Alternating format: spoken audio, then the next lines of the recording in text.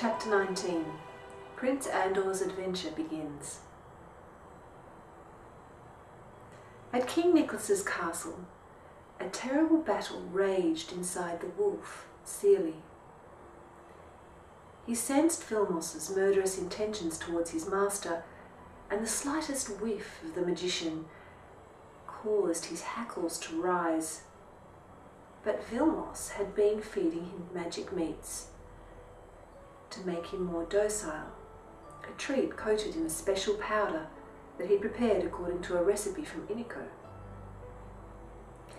Yet as time went by, Staley's powerful wolfish instincts began to return. Sometimes the spell would break and he would turn and growl at Vilmos. This sent the magician scurrying back to his quarters to search his magic books for more potent spells. One morning, when Staley nipped the ankle of the king's manservant Farron, Nicholas had to strike the wolf for the first time ever. The king was worried that Staley's character seemed so changed, and decided to keep him near. He was also worried about Andor. He missed his son and wanted him home where he could keep watch over him. Triton assured the king that his son was well. "I know you are angry that he left without your permission, your majesty," said the cunning magician, "but I have seen in my crystal ball that he is safe. The boy is simply lively and looking for adventure. Don't worry." "What is there to worry about? My son is almost a man," said the king curtly. However, Nicholas knew that Andor had a gentle heart and no stomach for violence. What if he was attacked? Would he be able to defend himself? He awaited his return anxiously, for there was nothing and no one on earth that the king loved more. At the Bear Village Inn, Andor's room was furnished sparsely with only a jug of water and a bed. Although used to silk sheets and feather cushions, Andor was enjoying the rough smell of the mattress of the goat hide and straw. And to be free of hovering servants was a refreshing change. How I wish Father was here to share this pleasant feeling, he thought, before remembering guiltily that he had left without saying goodbye. He pushed the thought of his father out of his mind. Cottages, shops and market stalls lined Bear's cobbled main street. The autumn leaves were turning red. In the distance beyond the village were golden fields and green hills covered in orchards. The farmers were selling the first apples of the season. They lay on white cloths, glossy red and green. There was fresh bread and creamy yellow cheese for sale, as well as stone jars of milk. One stall sold medicines and ointments made by the farmers' wives. Another offered smoked meats and jars of apple cider. There was a crate of squawking geese, a cow, and an enormous pink and black speckled sow with a litter of shrill piglets.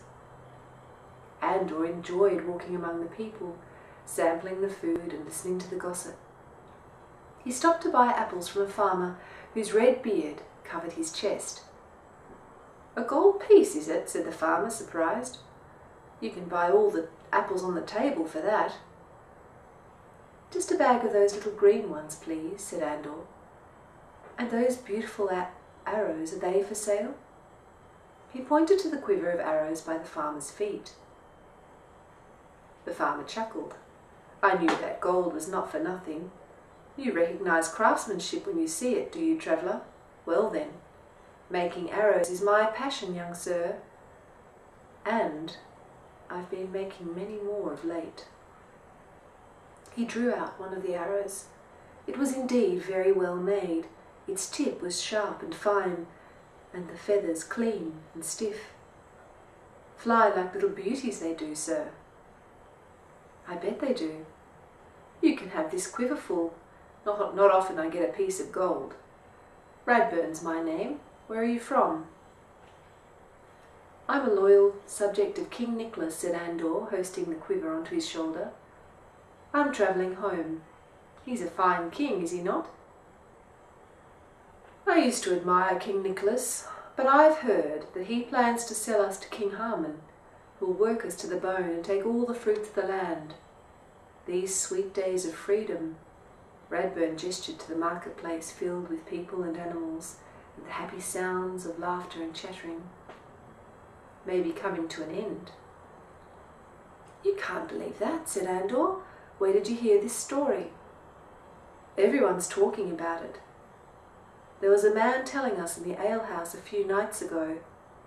That's why I'm making my arrows. Would you fight, young sir?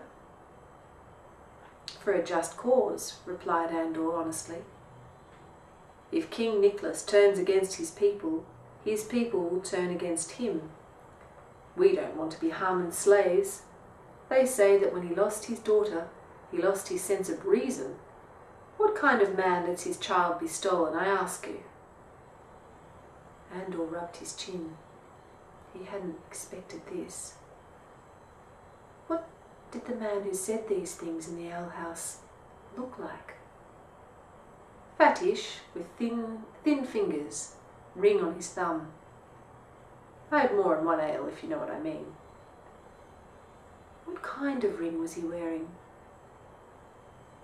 2 snakes wrapped around themselves. Never seen a man wear a ring like that before. Looked like real gold, but the rest of him was dressed poor. There was suddenly a commotion in the marketplace. People began yelling and shouting and pointing. Radburn and Andor turned and saw a cloud of dust in the distance. The prince could just make out a white shape. It was still far away, but seemed to be approaching at great speed. They say the princess is coming, said a woman standing behind Andor.